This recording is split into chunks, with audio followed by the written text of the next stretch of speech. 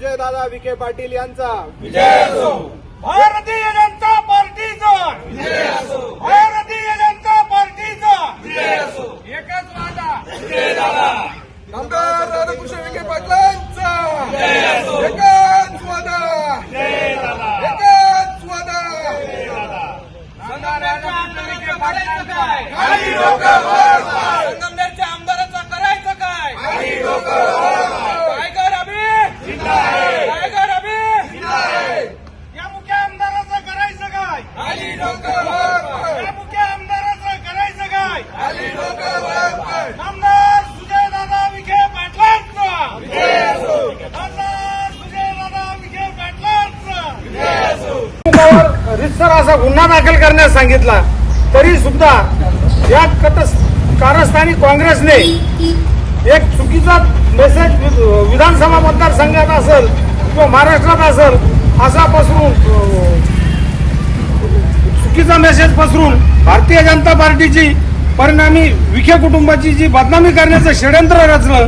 म्हणून आम्ही काल संगमनेर येथे माननीय राधाकृष्ण विखे पाटील यांच्या उपस्थितीत तिथं एक भव्य अशी सभा घेतली, निषेध सभा घेतली. त्या सभेला आपल्या मार्केट कमिटीचे संचालक विजूनाना कातोरे सुद्धा उपस्थित होते.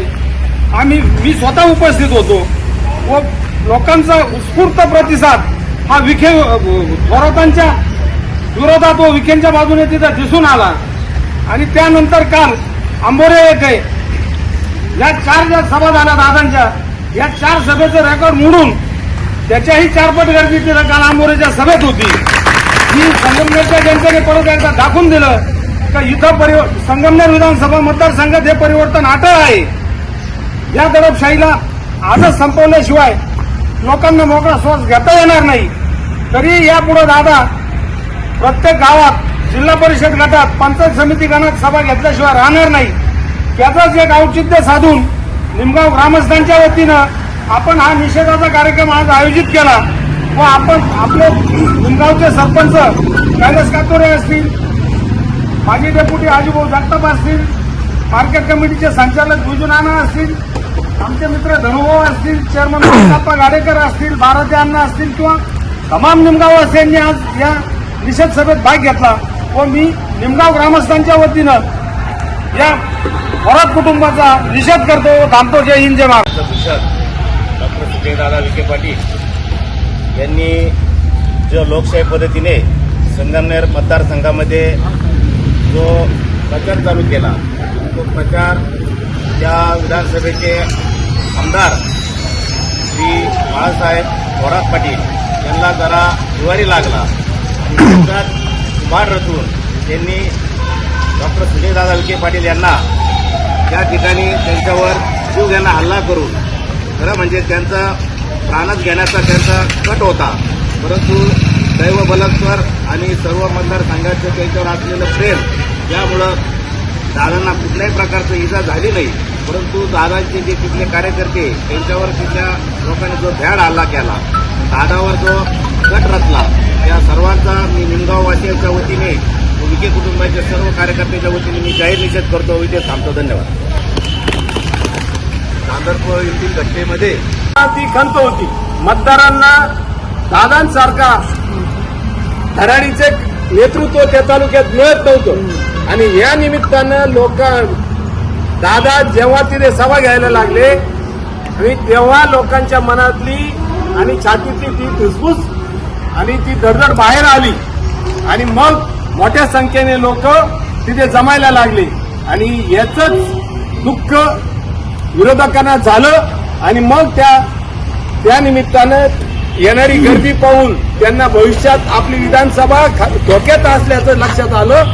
म्हणून त्यांनी हा दादांवर हल्ला करण्याचा कट रचला आणि त्यात आपलेही कार्यकर्ते भरपूर होते, त्यात ते यशस्वी झाले नाही. दादा तिथे आपल्या कार्यकर्त्यांच्या तेथील गाड्या पेटवण्याचा प्रयत्न झाला. एक कार्यकारी सरपंचांची गाडी जाळण्यात आली. हे प्रकार निषेध करण्यासारखे आहे. दांडळफळ या ठिकाणी करण्यात आला त्याविषयी मी प्रथमतः निमगाव ग्रामपंचायतच्या वतीने, निमगाव ग्रामस्थांच्या वतीने, सर्व युवकांच्या वतीने मी सर्वात पहिले निषेध व्यक्त करतो. खऱ्या अर्थानं जर म्हटलं तर संगमनेरमध्ये ज्या पद्धतीने जवळजवळ 3 ते 4 सभा त्या ठिकाणी घेण्यात आल्या आणि त्या सभा ज्यावेळेस समोरच्या उमेदवाराने जे बाळासाहेब थोरात आहे यांनी ज्यावेळेस ज्या पद्धतीने त्या ठिकाणी त्या मतदारांचा भरपूर अशा संख्येमध्ये हजारोच्या संख्येने ज्यावेळेस गर्दी बघितली, खऱ्या अर्थानं जर संगमनेरला म्हटलं तर खऱ्या अर्थानं ज्या सभांचं रूपरेषा ज्या आपण आतापर्यंत बघितल्या तर खऱ्या अर्थानं त्या ठिकाणी खरा पैलवान आत्ताशिक संगमनेरला त्या ठिकाणी भेटलेला आहे. कारण आतापर्यंत संगमनेरमध्ये कोणत्याही पद्धतीची उमेदवार त्या ठिकाणी दिला जात नव्हता, पण आज अक्षरशः संपूर्ण त्या परिसरामध्ये जर बघितलं तर सर्वसामान्य लोकांनी येऊन त्या ठिकाणची आजची जी उमेदवारी आहे किंवा येणारं विधानसभेचं जे इलेक्शन आहे या इलेक्शन सर्वसामान्यांनी हातात घेतलेलं आहे. त्यामुळं दादांच्या प्रत्येक सभेला सर्वसामान्यांची एवढी गर्दी असते की लिमिटच्या बाहेर. म्हणजे अक्षरशः ते गर्दी पाहता समोरच्या उमेदवाराचे पाय हलून गेलेले. अक्षरशः त्या ठिकाणी आम्ही दादांसोबत परवा दिवशी सोबत असताना आम्हाला बऱ्याचशा काही गोष्टी त्या ठिकाणी कळाल्या. ठीक आहे, त्या ठिकाणी एखाद्या व्यक्तीकडनं 2 शब्द बोलले गेले असन, भाषणामध्ये त्यांनी कोणतं पथ्य त्या ठिकाणी पाळलेलं नाही. त्या ठिकाणी यांच्या भाषणामधनं दादावर काही वेळेस वेगवेगळ्या माध्यमातून त्यांनी वेगवेगळे शब्द वापरलेले आहे. तसा अर्थानं जर पाहिलं तर आता तालुक्यामध्ये सुद्धा त्यांनी येऊन काही वेळेस साहेबांच्या विषयी दादांच्या विषयी असं बोलले गेलेले, खूप खालच्या पातळीला जाऊन त्यांनी भाषणे केलेले. पण आपल्या नेत्यांनी किंवा आपल्या आदर्शस्तंभांनी कधीही कोणत्या कार्यकर्त्याला असं सांगितलं नाही की तुम्ही त्या सभा जाऊन अडवा. कारण संविधानाने तो अधिकार दिलेला आहे, संविधानाने त्या ठिकाणी बोलण्याचा प्रत्येकाला अधिकार दिलेला आहे. त्या अधिकाराने त्या ठिकाणी त्यांनी त्या भाषणामध्ये भरपूर काही खालच्या पातळीला बोलण्याचा प्रयत्न केला, पण कोणत्याही कार्यकर्त्यांनी त्यांच्या सभेमध्ये जाऊन धिंगाणा करण्याचं काम केलं नाही. यो खरा आदर्श आपल्याला आपल्या नेता देत असतो. पण खऱ्या अर्थानं संगमनेरमध्ये जर बघितलं तर अशा नेत्यांनी त्या ठिकाणी गुंड प्रवृत्तीचे लोक त्या ठिकाणी उभे केलेले. भाषण संपल्यानंतर आज अक्षरशः त्या ठिकाणी दादा आपण सोबत होतो, दादांनी आपल्याला सांगितलं का काही मिनिटांमध्ये स्टेजवरच तिथं त्या ठिकाणी महिला गोळा झाल्या त्या दादांवर अटॅक करण्यासाठी. पण त्या ठिकाणची जी दादांची समर्थक होते त्यांनी दादांना त्या ठिकाणून बाजूला काढलं आणि जर 10-15 मिनिटांमध्ये हजारोच्या संख्येने लोक तिथं गोळा होतात, अटॅक करण्याची तयारी करतात. म्हणजे अक्षरशः त्या गाडीमध्ये त्यांनी जर पाहिलं तर त्या गाडीमध्ये हत्यारं एवढ्या प्रकारचे भरलेले होते. 10 मिनिटांमध्ये एवढी तयारी तुमची कुठून होणार होती? तर ही सर्व प्री प्लॅन होता आणि फक्त दादांना 3 सभेमध्ये त्यांना मेसेज भेटलेला होता की असं काहीतरी त्यांचं करण्याचा उद्देश आहे, सभेमध्ये वाद करण्याचा उद्देश त्यांचा निर्माण केलेला आहे, ही त्यांची तयारी आहे. दादाने हे त्या ठिकाणी कळताच दादांनी त्या ठिकाणून आपली पब्लिक हातातून बाहेर जाऊ नये म्हणून दादांनी त्या ठिकाणून निघण्याचा प्रयत्न केला. पण त्या ठिकाणी कळलं की ज्या 3-4 रस्त्याच्या बाजूला दादांवर पूर्ण फिडिंग लावलेली होती. हा अटॅक सर्वसामान्यांवर तो होताच होता, पण खरा प्रामुख्याने अटॅक हा सुजय दादांवर होता. दादांना त्या ठिकाणी या संगमनेरमध्ये सभा घेण्याचा अडवण्याचं काम त्या ठिकाणी केलं जात होतं. हजारोच्या संख्येने त्या ठिकाणी ते युवक त्या ठिकाणी गाड्यांमध्ये काठी, चाकू, कोयते काय जे असेल ते घेऊन त्यांनी अटॅक करायला सुरुवात केली. पण दादांच्या अगोदर ज्या गाड्या निघालेल्या होत्या त्या गाड्यांना माहिती नव्हतं. दादांनी निरोप द्यायच्या आत त्या गाड्या पुढे सरकल्या आणि पुढे सरकल्यानंतर त्यांच्यावर तो अटॅक घडवण्यात आला. दादांना त्या ठिकाणून त्यांच्या समर्थकांनी अक्षरशः त्यांच्या गाडीत नव्हता दादांना दुसऱ्या गाडीमध्ये येऊन त्यांना अक्षरशः समृद्धी मार्गे आपल्या सगळ्यांसाठी शिर्डीमध्ये त्या ठिकाणी त्यांना आणण्यात आलं, सुखरूप या ठिकाणी पोहोचवण्यात आलं. खऱ्या अर्थानं ह्या अशा प्रकारचं राजकारण म्हणजे जर गुंडशाही कुठं आहे तर खरी अर्थानं ते आपल्याला या घटनेतनं दिसली नाही की गुंडशाही खरी ही संगमनेरमध्ये आहे. राधाकृष्णजी विखे पाटील आणि खासदार डॉक्टर सुजय विखे पाटील यांच्या मार्गदर्शनाखाली एअरपोर्ट रोड लगत शिर्डी हद्दीत साईच्या ग्रुपच्या माध्यमातून रामनगरीचा भव्य प्रोजेक्ट. वैशिष्ट्ये: शिर्डी एअरपोर्ट रोड लगत बस स्टॉप, शाळा, बँक 5 मिनिटांच्या अंतरावर, ड्रेनेज व स्ट्रीट लाईट.